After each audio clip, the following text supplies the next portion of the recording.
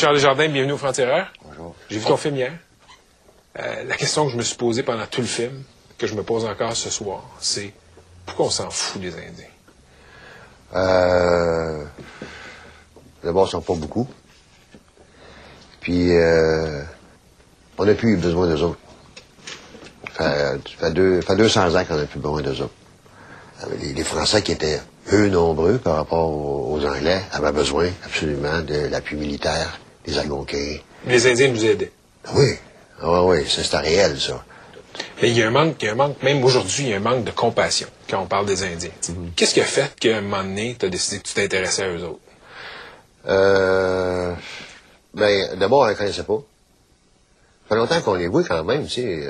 Moi, j'étais petit, tu sais, puis je passais à côté de Témiscamingue, là, dans la réserve de Témiscamingue, là. J'ai demandé à mes parents, c'est qui ça, tu sais? Ouais. Ah, ça, c'est une autre gang, ça. C'est ça, une gang.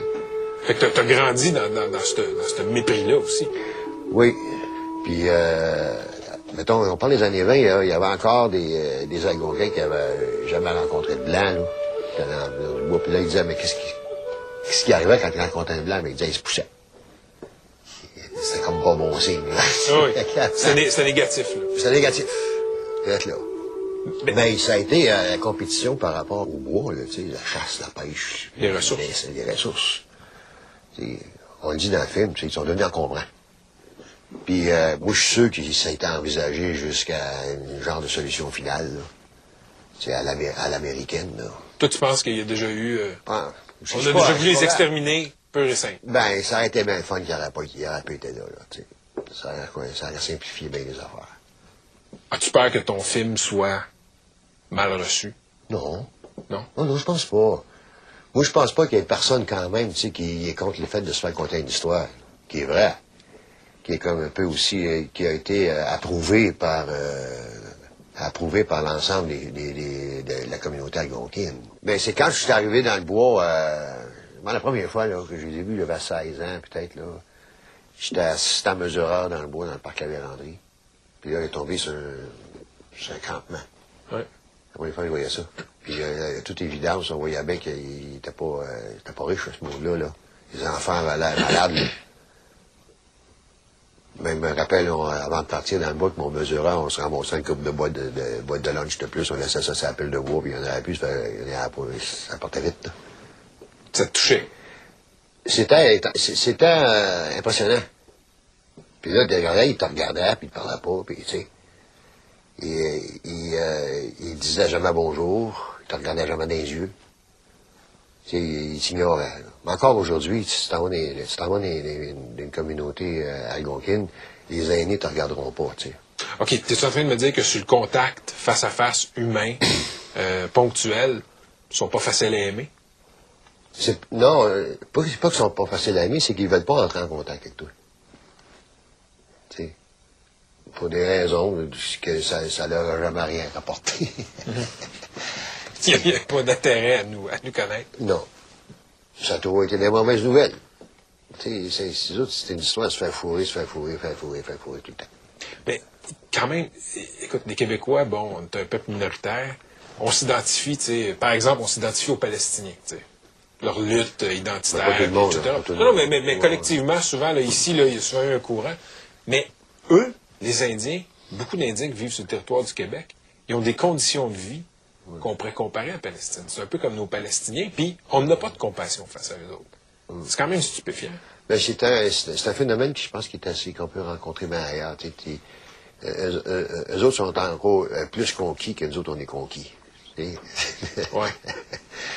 Tu sais, j'ai entendu ça souvent, tu sais, par des souverainistes convaincus, tu sais. Les Indiens, ils ont été conquis.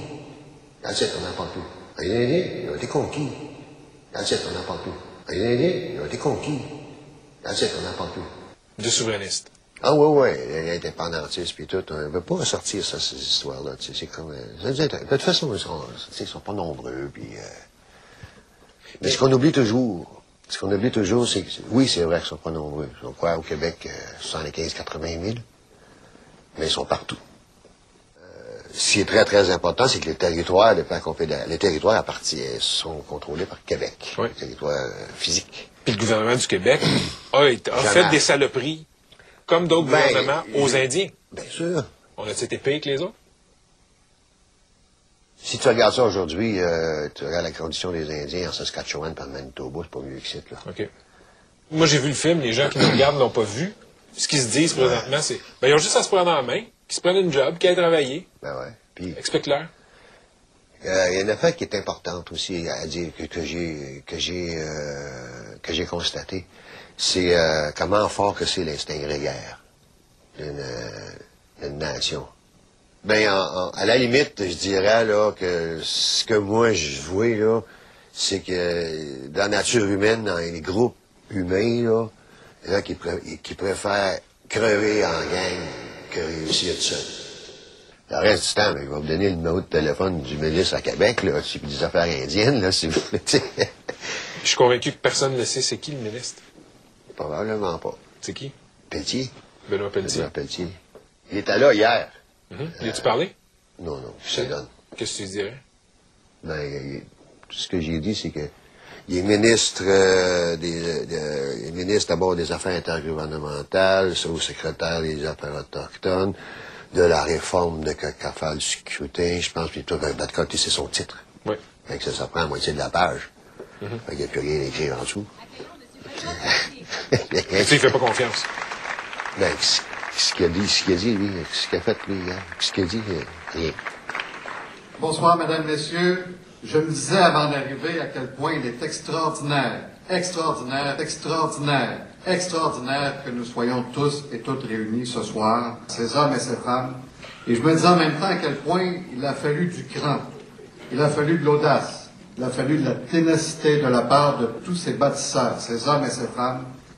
Et en même temps, nous savons aussi à quel point, aussi, c'est avec un grand, grand plaisir, grand plaisir.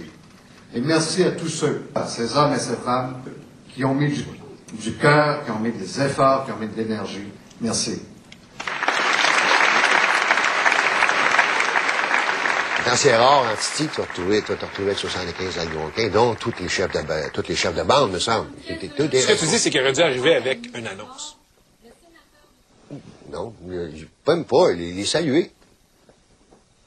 C'est ça que je veux dire. C'était ressenti, ça.